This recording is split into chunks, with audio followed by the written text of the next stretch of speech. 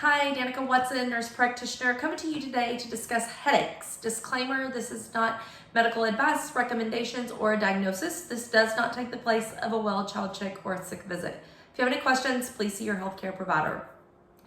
Headaches are something that are always common. We see them in and out of the clinic all week long, every week. But let me go through some of the different types of headaches for you so you can kind of know what you're facing and maybe do something at home prior to having to be seen. So you have your regular pressure sinus headaches, right? Those are usually located right here, the front of the head, sometimes behind both eyes or just at the temples. A lot of the times it's associated with a change in weather, whether there was a cold front that came in, there was a big rainstorm that came in, or the wind is blowing 90 to nothing out of the south or out of the north. And then you wake up with a headache. Typically, these headaches they come and go, and they're easily reducible with over-the-counter medications. So that would be more of like a congested sinus type headache. They can also be helped with some nasal saline, just rinsing your sinus cavities and making sure you're keeping those as clear as possible.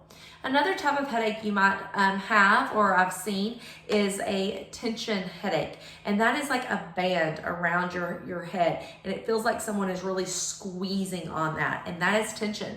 Most of the time, those are felt more so in adults when they're under a lot of stress. Kids are under a lot of stress too, it happens. But most of the time, it's my older kids, teenagers, and adults who I see with these tension headaches. They can be hard to treat. If you don't treat the root of the problem, such as the stress that you're under, then the tension headache just kind of waxes and wanes and never really goes away.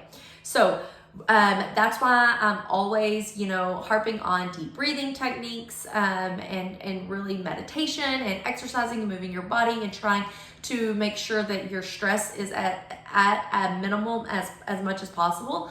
To prevent this. Again, once you get one of these tension type headaches, they can be really hard to relieve. So you just have to do things every single day to combat that stress and that tension and tightness that you feel. Another headache that we see quite often is migraines.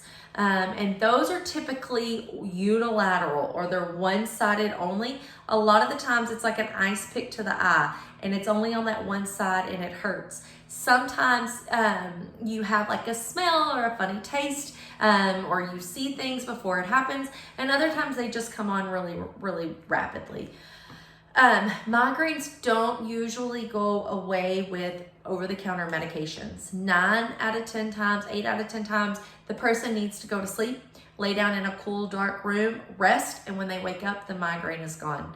If you are one who gets migraines maybe every now and then, or maybe even often, about 4 ounces of Coca-Cola, and I am not one for Cokes, I don't like sodas, but 4 ounces of Coca-Cola with an Excedrin migraine and take a nap, and that usually aborts the migraine.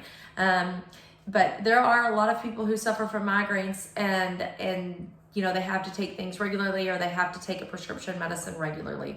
Something that you can do that's easy, that's not prescriptive medicine, and it's something we don't get enough of, is magnesium. Magnesium will help all kinds of headaches. And so I always tell my patients, please increase your magnesium.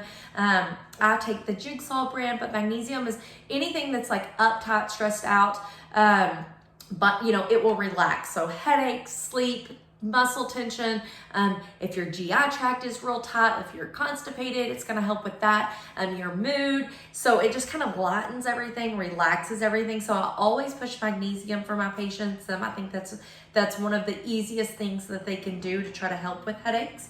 And then of course it's hot, it's extremely hot right now. And so you just want to make sure you and your child are drinking lots of water.